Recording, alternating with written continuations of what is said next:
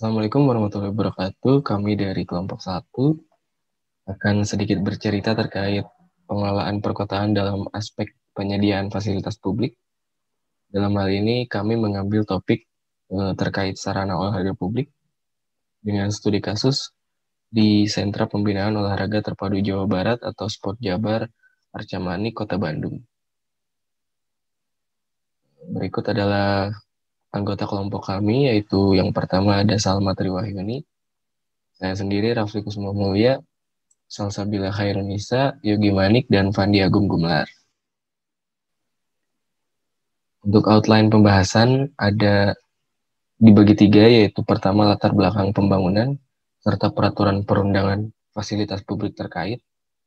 Kemudian ada skema penyediaan dan pengelolaan, dan poin pembelajaran.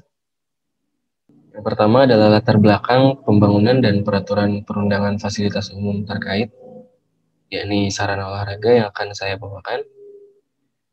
Saya Rafli Kusuma Mulya, NRP 24 2019 058. Yang pertama adalah latar belakang pembangunan, di mana Jabar ini sebenarnya dibangun untuk mempersiapkan dan menyambut ajang Pekan Olahraga Nasional atau PON ke-19 di Jawa Barat pada tahun 2016.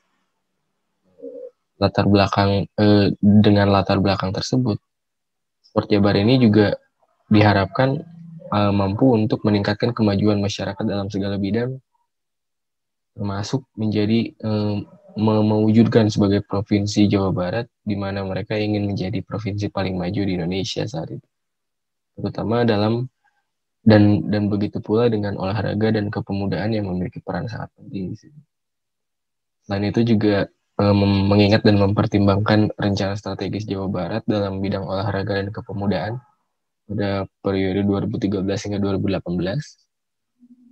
yang mana mereka memiliki tagline Jabar Juara pada saat itu, dan memang Jawa Barat pada PON 2016 juga menjadi juara umum. Kemudian pada waktu itu juga Jawa Barat belum mempunyai sarana dan prasarana olahraga yang representatif, dan sudah sepantasnya Jawa Barat untuk memiliki pusat olahraga yang terpadu.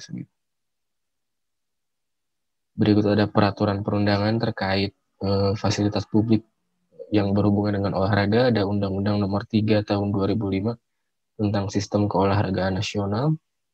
Ada Perda Provinsi Jawa Barat Nomor 1 Tahun 2004 tentang rencana strategis pemerintah Provinsi Jawa Barat terkait keolahragaan juga gitu. Ada Perda Provinsi Jawa Barat Nomor 3 Tahun 2013 tentang organisasi dan tata kerja dinas daerah Provinsi Jawa Barat, di mana semua ini berkaitan terkait keolahragaan dan pemerintahan yang berhubungan dengan Sport Jabar itu sendiri. Sedangkan untuk konstruksi, di mana pada pengerjaan Sport Jabar ini ada beberapa undang-undang, yaitu yang pertama ada Undang-Undang tentang Jasa Konstruksi pada nomor 18 tahun 99, ada Undang-Undang nomor 28 tahun 2002 tentang bangunan gedung, ada Permen PU nomor 45 PRTM 2007 tentang pedoman teknis bangunan gedung negara, karena memang bangunan ini dimiliki oleh pemerintah Provinsi Jawa Barat, yang mana ini juga merupakan gedung negara. Ada Peraturan Beton Bertulang Indonesia atau PBI 1971, Peraturan Konstruksi Kayu Indonesia atau PKKI NI 5 tahun 1961, Standar Nasional Indonesia atau SNI, dan Persyaratan Umum Instalasi Listrik. Untuk berikutnya ada skema penyediaan dan pengelolaan yang akan dibawakan oleh Fandi Agung dan saya sendiri. Assalamualaikum warahmatullahi wabarakatuh. Nama saya Fandi Agung Gumelar Ali Akbar, NRP 24 2019 120. Untuk stakeholder pembangunan Sport Jabar Center, yang pertama ada stakeholder premier yang terdiri dari masyarakat, RT RW setempat, dan lurah setempat. Yang kedua ada stakeholder sekunder atau pendukung. Yang pertama ada OKP, Organisasi Kemasyarakatan Pemuda. Terus ada Ormas, LSM, dan PKL, pedagang kaki lima setempat juga ikut mendukung. Terus yang ketiga ada stakeholder kunci, ada wali kota, gubernur, DPRD, dan Dispora.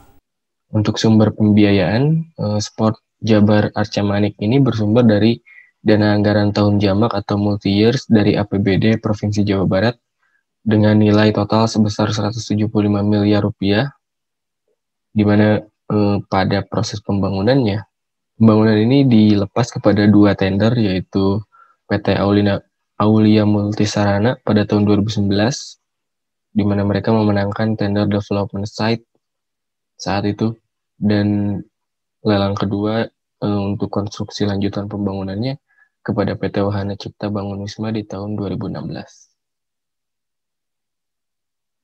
Untuk program pembangunan, Sport Jabar ini terdiri atas beberapa sarana olahraga venue seperti lapangan softball, stadion utama, lapangan voli, dan lapangan tenis, juga beberapa gedung serbaguna seperti laga tangkas dan laga satria, pencaksilat dan gimnasium, wisma atlet, dan museum iptek. Sementara bangunan pendukung lainnya seperti masjid dan kantor Disorda juga dibangun di komplek area Sport Jabar ini. Upaya penyediaan daripada sarana olahraga Sport Jabar ini juga adanya keinginan untuk membuat pusat sarana dan venue olahraga terpadu di Provinsi Jawa Barat. Kemudian lahan yang tersedia saat itu juga merupakan bekas lahan pacuan kuda yang secara mutlak dimiliki oleh pemerintah Provinsi Jawa Barat. Sehingga pembangunan dari Sport Jabar ini sendiri juga tidak terlalu sulit begitu. Dan hasilnya adalah fasilitas serta aset sarana olahraga yang berupa ruang publik bagi masyarakat dan dapat digunakan untuk keperluan olahraga, tempat pemusatan latihan, dan penyelenggaraan pertandingan yang dimiliki oleh pemerintah Provinsi Jawa Barat tentunya. Dengan luasan lahan 167 meter persegi gitu ya. Sport Jabar ini diresmikan oleh Pak Gubernur Jawa Barat Ahmad Heriawan saat itu di tahun 2017 dalam ajang Porpemprov ke-15 Provinsi Jawa Barat, yang mana Porpemprov ini merupakan salah satu ajang olahraga bagi para ASN di lingkungan Provinsi Jawa Barat seperti itu. Kemudian ada poin pembelajaran yang akan disampaikan oleh Salma Triwahyuni dan Salsabila Khairunnisa. Lalu selanjutnya terdapat manfaat dan kelebihan dari Jabar Sport Center.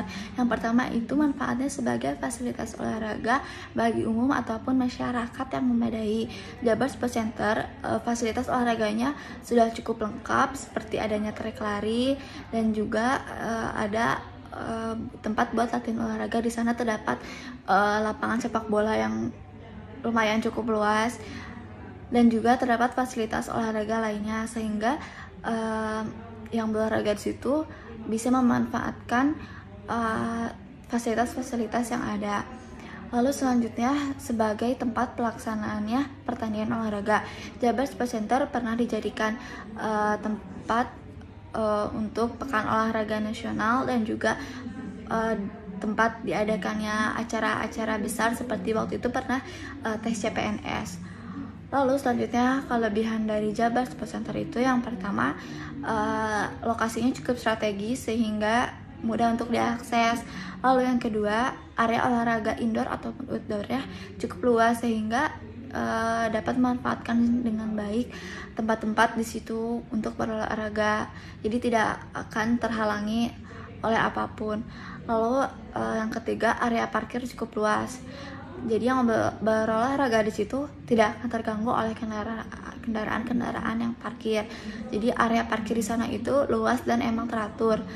Lalu yang terakhir, di situ itu tidak terdapat pedagang yang memasuki area Jabar Sport Center itu. Jadi yang berolahraga di situ tidak akan terganggu oleh pedagang ataupun pembeli yang dapat menghalangi untuk berolahraga. Untuk pedagang itu sendiri telah ditempatkan oleh Jabar Sport Center itu di area luar olahraga, di area luar sarana olahraga tersebut. Jadi buat orang-orang yang berolahraga di situ, kalau membutuhkan sesuatu bisa langsung keluarnya, sehingga supaya tidak dapat mengganggu orang yang berolahraga lainnya. Assalamualaikum warahmatullahi wabarakatuh. Saya Salsabila Hairunisa, NRP 24 2019-076. Pembahasan berikutnya mengenai kekurangan dan kerugian. Kekurangan yang pertama, tidak adanya keterlibatan masyarakat setempat dalam kegiatan penyelenggaraan. Hal ini menyebabkan masyarakat setempat tidak dapat merasakan keuntungan juga manfaatnya secara langsung. Yang kedua, tidak ada tempat usaha di area Sport Jabar.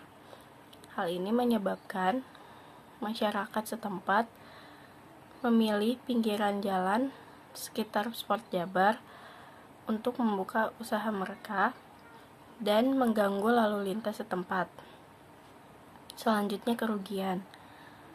Kerugian yang pertama, tingkat kesejahteraan masyarakat sekitar Sport Jabar menjadi menurun. Hal ini diakibatkan oleh masyarakat yang sebelumnya berharap dengan adanya Sport Jabar ini dapat meningkatkan kesejahteraan. Namun, pihak penyelenggara tidak menyediakan tempat usaha untuk mereka. Yang kedua, pembuatannya dinilai mubazir. Hal ini dikarenakan fasilitas yang dibuat hanya untuk berlatihan saja, namun tidak untuk pertandingan.